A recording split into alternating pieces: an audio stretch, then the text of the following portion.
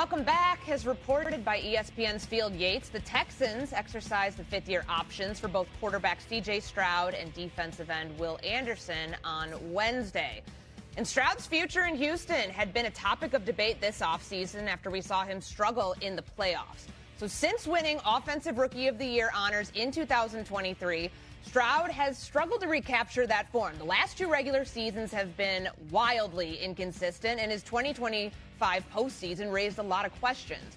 Turning the ball over 7 times in just 2 games. We obviously remember that playoff game against the New England Patriots where he threw 4 interceptions. Kevin Clark, Jason McCourty joining us now here on First Take.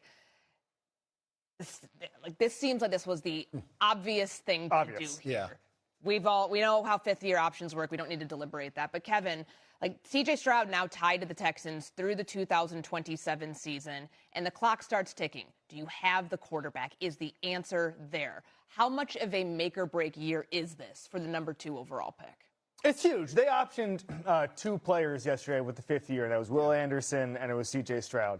Will Anderson, one of the best players in football, automatic, top-of-the-market guy. Don't even think about paying him. C.J. Stroud?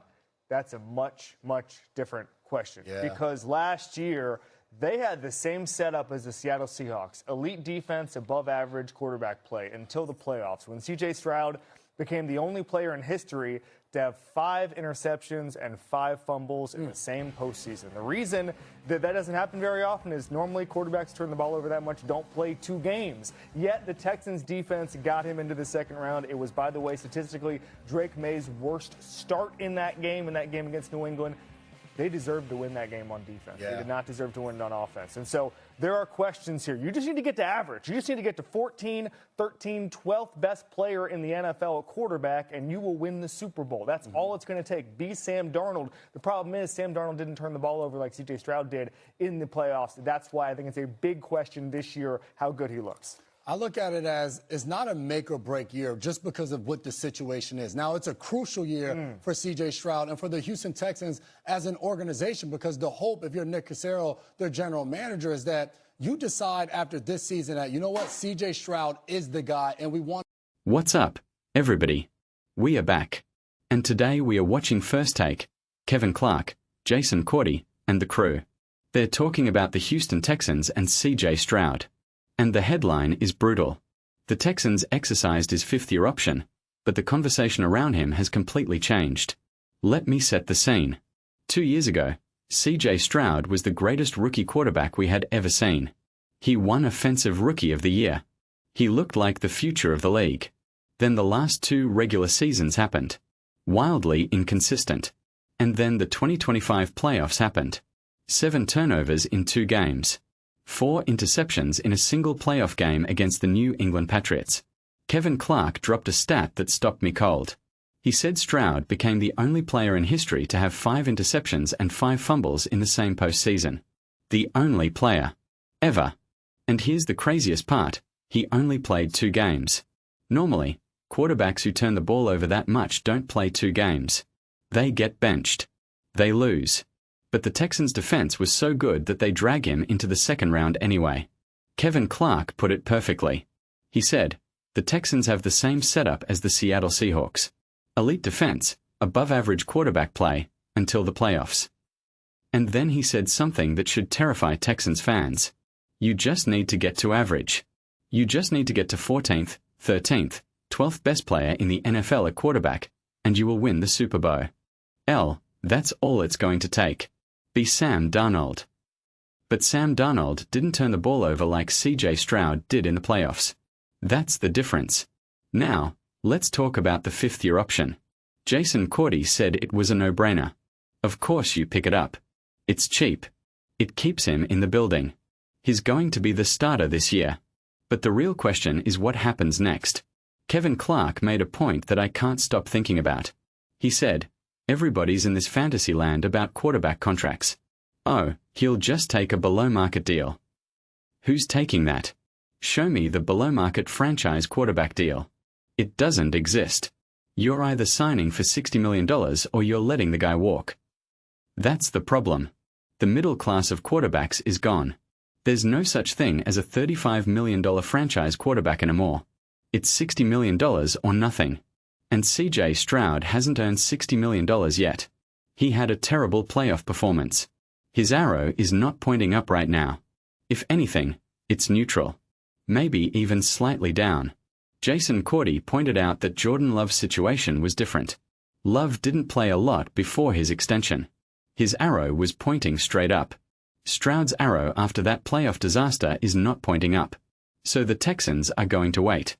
They're going to let him play out this season. And if he proves he's the guy, then they pay him. If not, they have 2027 to decide. But here's where it gets interesting. The panel talked about the real problem in Houston. It's not just Stroud. It's the running game. Ben said something that really clicked. He said, CJ is making these mistakes because the Texans can't run the ball.